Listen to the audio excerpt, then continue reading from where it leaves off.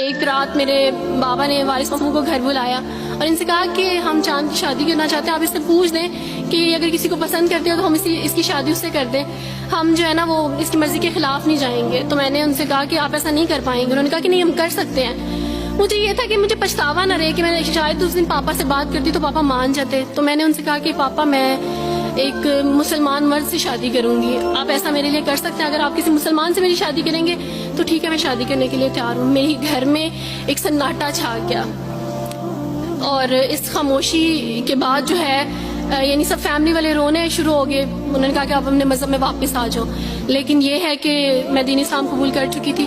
آپ یقین جانیں، جس طرح لوگ مختلف ہیں اسی طرح ان کے مسائل بھی مختلف ہیں۔ مجھے مینٹلی بے انتہا ٹارچر کیا گیا، مینٹلی مجھے یعنی اس چیز کا احساس دلوایا گیا کہ ماما پاپا روتے ہیں۔ میرے پاپا نے، آپ یقین جانیں، خود کو پھانسی لگانے کی کوشش کی میری آنکھوں کے سامنے۔ میری ماما نے خود پہ پیٹرول ڈال دیا اور خود کو جلانے کی کوشش کی میری آنکھوں کے سامنے۔ اور میں اپنے روم میں بیٹھی یہ کہتی تھی کہ اللہ اگر میں حق پہ ہوں نا تو میری فیملی کو کچھ نہیں ہونا چاہیے۔ پھر بہرحال مجھے میری فیملی سے نکال دیا گیا، یہ اس ڈر سے کہ میری وجہ سے دوسرے بہن بھائی بھی اس راہ پہ نہ چلے جائیں، اور وارث ماموں کو بلا کے مجھے گھر بھیج دیا گیا، ان کے گھر بھیج دیا گیا۔ جب میں گھر سے آ رہی تھی تو وارث ماموں نے کہا کہ بیٹی اگر آپ کا کوئی سامان ہے تو آپ لے لیں۔ تو میں نے ان سے کہا کہ اس گھر سے صرف ایک ہی چیز میرے ساتھ جا رہی ہے اور وہ ہے میرا نام جو ماما پاپا نے مجھے دیا تھا۔ میں چاند رات میں پیدا ہوئی تھی، اس لیے انہوں نے میرا نام چندہ رکھا تھا، بس وہ نام لے کے آئی۔ آپ یقین کریں، ہمیں کہا جاتا ہے جبرن اسلام قبول کیا جاتا ہے، اسلام قبول کرنے کے بعد وہ جبر کیا جاتا ہے کہ آپ سوچ بھی نہیں سکتے۔ آپ کو اپنے ماں باپ سے ہی ملنے نہیں دیا جاتا، آپ کو اپنے ہی چھوٹے بہن بھائیوں کے پاس نہیں جانے دیا جاتا۔ آپ میں ہاسپٹل میں تھی ڈیلیوری کے ٹائم، آپ یقین جانے میرے پاس کوئی بھی نہیں تھا جو مجھے بیڈ سے اٹھا کے بٹھا سکتا۔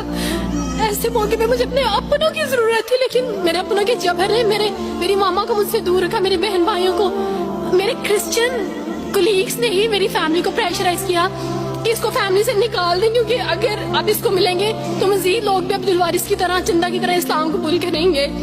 میں نا ہاسپٹل میں لوگوں سے کہتی تھی کہ مجھے بیڈ سے اٹھا کے بٹھا دیں، سیزیرین کے بعد میں اٹھ نہیں سکتی، میرا بیبی رو رہا ہے، کوئی مجھے بیبی پکڑا سکتا ہے۔